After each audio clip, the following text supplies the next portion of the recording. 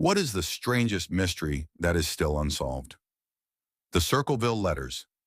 In 1976, residents of the small city south of Columbus, Ohio, began receiving handwritten, sinister, and graphic letters.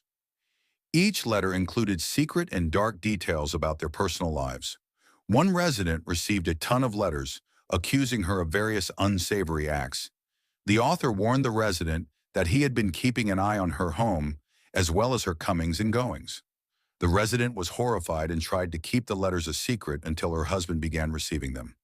The attacks on the family continued, with large posters appearing around town spreading rumors about their 12-year-old child. One day in 1977, the husband left the house after receiving a call from who he thought was writing the letters.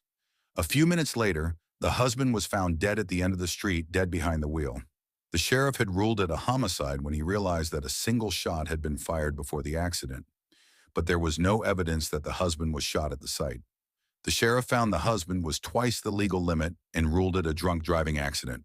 The letters began once again, this time accusing the sheriff of covering up the true nature of the death. The letters also accused the sheriff of mishandling an investigation into the county coroner, who had been accused of other grotesque acts.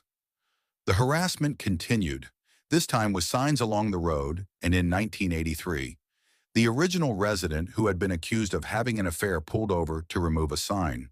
During the effort to remove the sign, she discovered a box was attached and inside of it was a small pistol.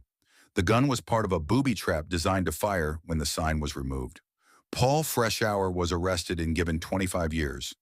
But one small problem. The letter writing continued even after Freshour was put in jail. In a new batch of letters, the author had promised to dig up the grave of a deceased baby and mail the bones to the police in the case of another potential affair turned murder.